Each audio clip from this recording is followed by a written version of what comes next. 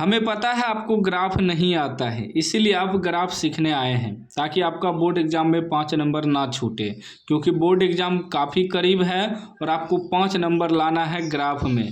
तो ध्यान से देखिएगा, मैं आपको सबसे बेस्ट तरीका बताऊंगा और सबसे अलग तरीका बताऊंगा कि ग्राफ बनाने का सबसे अलग तरीका। और जिसको सीखना है इस वीडियो को पूरा देखना है। जो साफ कमज़ोर विद्यार्थी हैं, जिसको ग्राफ का मतलब भी नहीं पता है, वह भी आज ग्राफ सीख जाएगा यदि पूरा देख लेता है तो, ठीक है ना। और 5 नंबर उनका बोर्ड एग्जाम में कंप्लीट हो जाएगा। 5 नंबर उनका कोई नहीं काट सकता है बोर्ड एग्जाम के लिए। अब ध्यान से आपको समझना है, ग्राफीय विधि से हल करें।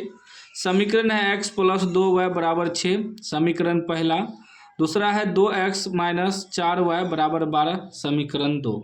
अब हमें ग्राफ खींचने के लिए सबसे पहले एक्स वाई का मान निकालना है, उसके बाद ही हम ग्राफ खींच सकते हैं। तो सबसे पहले चलेंगे समीकरण 1 से। मैं सबसे बेस्ट तरीका बताऊंगा, यानी कि सबसे अलग तरीका। समीकरण 1 को पहले हल करेंगे। क्या है? x + 2y = 6। x + 2y = 6 है ना। अब इसमें क्या करना है, हमें सारणी बनाना है। क्या बनाना है? सारणी। x और y का मान निकालना है। क्या निकालना है? x y का मान। ध्यान दीजिएगा, x का 2 मान और y का 2 मान निकालना है। अब हमें आया क्या है कि x + 2y = 6 आया है, समीकरण है, ठीक। इनमें x है और y है, ये दोनों में से किसी एक को 0 कर देंगे। सबसे पहले मैं आपको आसान तरीका बता रहा हूँ मान निकालने का। 0 कर देना है।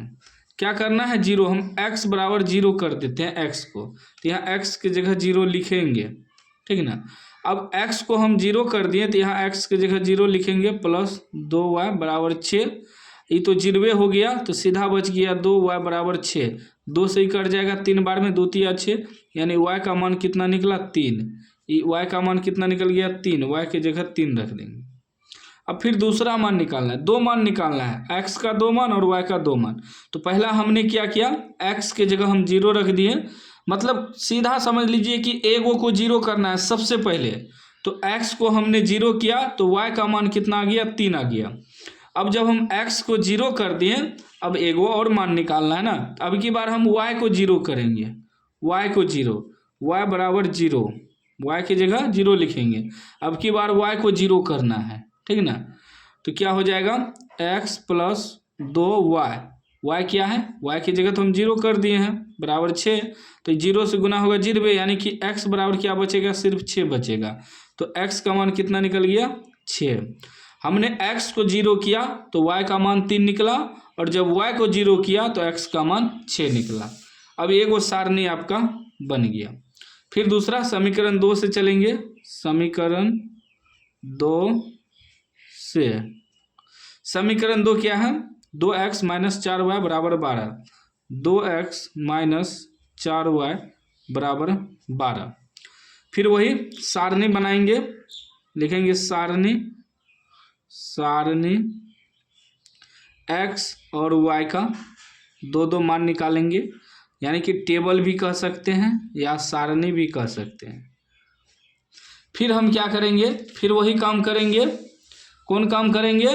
कि किसी एगो को 0 करना है। समीकरण क्या है? 2x - 4y = 12। इनमें किसी एक को सबसे पहले 0 करेंगे। तो फिर हम वही क्या करेंगे, x को पहले हम 0 कर देंगे। क्या करेंगे? x को 0, तो क्या है? 2x की जगह 0 - 4y = 12। ये तो 0 से गुना होगा 0 हो जाएगा, बचेगा सीधा -4y = 12। 4 से काट देंगे, 4 × 12, y बराबर, ये माइनस उधर चल जाएगा, -3। हमने जब x को 0 किया तो y बराबर कितना आ गया? -3, ठीक। अब फिर y को 0 कर देंगे। अब की बार y को 0 कर देंगे तो क्या है? 2x - 4y। y को हमने क्या किया है? 0 कर दिया है, 0 = 12। तो ये तो 0 हो जाएगा, बचेगा 2x = 12। 2 से काट देंगे 6 बार में, यानी x का मान 6। x का मान 6। देखिए ये भी बन गया। पहले हमने x को 0 किया तो y -3 निकला, फिर y को 0 किया तो x हमारा 6 निकल गया। अब दोनों सारणी बन गया। अब दोनों सारणी बन गया तो आराम से ग्राफ खींच सकते हैं। देखिए कितना आसान तरीका हमने बताया आपको, इतना आसान आपको कोई नहीं बताएगा। सबसे पहले जो समीकरण दिया है x को 0 कर दीजिए, y का मान निकल जाएगा, फिर y को 0 कर दीजिए, x का मान निकल जाएगा। एकदम बेस्ट तरीका है, सबसे बेस्ट तरीका। अब हम लोग ग्राफ खींचेंगे। क्या खींचेंगे? ग्राफ। यह ग्राफ कॉपी है। देखिए क्षैतिज रेखा आपका x अक्ष होता है, उदग्र रेखा y अक्ष होता है। तो पहले हम खींच लेते हैं। देखिए हमने रेखा खींच लिया है। ये आपका x अक्ष हो गया, इधर होता है प्लस में, ठीक ना। आपका राइट साइड प्लस में होता है, लेफ्ट साइड माइनस में होता है x अक्ष में, ठीक ना। फिर y जो है नीचे माइनस में होता है, ठीक, और ऊपर होता है प्लस में। और यहाँ आपका हो गया 0, 0 मूल बिंदु जिसे कहते हैं। x के लिए 0, y के लिए भी 0। राइट साइड प्लस में लेंगे, 1 2 3 4 5 6 7 8 9।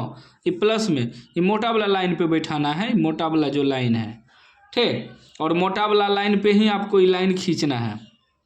इधर माइनस में हो जाएगा, लेफ्ट साइड -1 -2 -3 -4 -5, ठीक है ना। फिर नीचे आपका माइनस का हो जाएगा -1 -2 -3 -4 -5। ऊपर प्लस हो जाएगा 1 2 3 4 5 6 7 8, ठीक है ना। अब देखिए हम लोग ग्राफ खींचेंगे। देखिए कितना आसान तरीका हम आपको बताएंगे, देखिएगा सबसे बेस्ट तरीका हम आपको बताएंगे। अब यहाँ ध्यान देना है आपको। पहला समीकरण का सारणी क्या है? x0 y3, x0 y3, y plus में है, x0 है, ठीक ना। y प्लस में 3 है ना, तो x0 y3। देखिए x0 y3, तो y कहाँ है? ऊपर प्लस में है यहाँ, तो x0 ही रहेगा और y 3 पर जाएगा, तो यहाँ आ जाएगा बिंदु, ठीक, यहाँ। उसके बाद फिर देखिए, फिर है x6 y0, y जो है 0 है, x 6 तक जाएगा, यहाँ 6 पर आएगा। y तो 0 है, ना ही ऊपर जाएगा ना ही नीचे जाएगा, सीधा 0 है तो 0 पर रहेगा y। और 6 जो है x है। अब ये दोनों को हम क्या करेंगे? मिला देंगे। ऐसे आपको मिला देना है।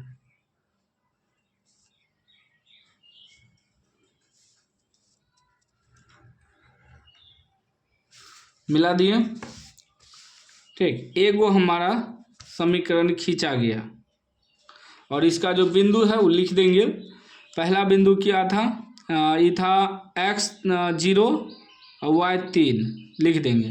पहले x होता है फिर y होता है, और ये था x6 और y0। और समीकरण जो था वो समीकरण भी लिख देंगे। पहला समीकरण था x + 2y = 6, यहाँ लिख देंगे x + 2y = 6, समीकरण पहला यानी कि फर्स्ट, ठीक है ना। इससे सारा चीज़ दर्शाने के बाद 5 में 5 नंबर मिलता है। उसके बाद देखिए फिर दूसरा समीकरण खींचेंगे, x0 y3, y अब की बार माइनस में 3 है, ध्यान दीजिएगा। x0 है, y -3 है, तो x तो 0 ही रहेगा लेकिन y -3 तक आएगा, यहाँ है -3। एगो बिंदु ई हुआ। फिर देखिए x6 y0, x तो 6 तक जाएगा, y 0 ही रहेगा, मतलब पहले वाला ही बिंदु आ गया, तो कोई दिक्कत नहीं है, आ ही जाता है। अब इसको भी मिला देंगे।